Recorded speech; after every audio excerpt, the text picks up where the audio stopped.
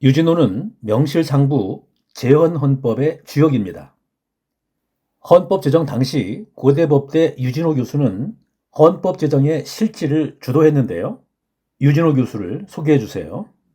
1929년 경성제국대학 법학부를 졸업하고 인촌이 보성 전문을 인수한 1932년 강사로 시작하여 고대와 인연을 맺은 후 1933년부터 전임 강사가 되었습니다.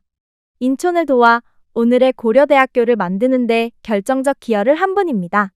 1952년부터 1965년까지 13년 동안 고대 2, 3, 4대 총장을 역임했는데요. 특히 1955년 개교 50주년 행사를 면밀하게 기획하여 교훈, 교가, 교장, 교기, 교색 등 학교 상징들도 모두 그때 제정되었습니다. 헌법기초위원회, 법전편찬위원회 위원, 초대 법제처장, 한일회담 대표, 신민당 총재 등 중요한 공무도 수월하게 수행했고요. 유진호는 법학자, 교육행정가, 문학가, 정치인 등 다양한 분야에서 뚜렷한 업적을 남긴 분입니다. 그의 부친 유치영도 일본 경응의숙과 중앙대학에서 공부한 후 보성 전문 초기 강사를 역임했습니다.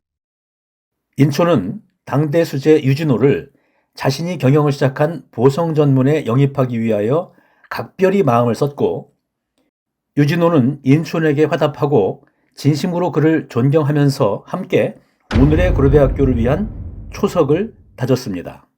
보전 고대 35년의 회고라는 부제의 양호기에는 귀하고 흥미로운 고대의 서사가 리얼하게 기록되어 있습니다. 이 강의에서 양호기를 자주 소개하는 이유입니다. 호랑이를 키운 기록이라는 뜻의 양호기는 우리 학생이 고대의 역사를 이해하기에 참 좋은 길잡이라고 생각합니다. 양호기는 2019년 횡서판으로 재출간되었습니다. 여기를 보면 어떤 부분은 눈시울이 뜨거워집니다. 자, 이제 헌법 제정 얘기를 해보죠.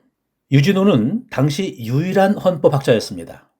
일제강점기 실용성이 있던 민법, 형법 등과 달리 헌법에 대한 관심은 낮을 수밖에 없었습니다.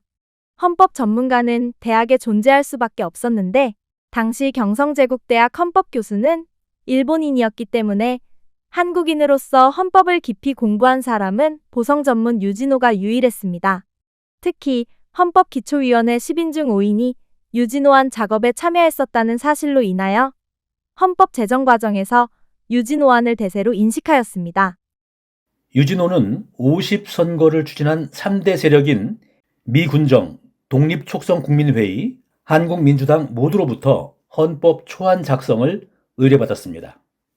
1948년 3월 중순경 유진호는 대동으로 인천을 찾아가 초안 중인 헌법의 몇 가지 핵심 사항으로 양원제, 내각책임제, 농지개혁, 중요기업의 국영 등에 대하여 설명을 했는데요. 유진호는 헌법기초 회고록에서 이때 분위기를 이렇게 적고 있습니다. 이것은 유진호 헌법초안 6필 원고인데요. 전문 부분에서 장구한 역사를 유구한 역사로 수정한 흔적, 제1조의 초기 문장이 조선은 민주공화국이다 같은 것들이 흥미롭습니다. 유진호의 헌법 제정 관련 자세한 내용은 이 두 문헌에 잘 기록되어 있습니다.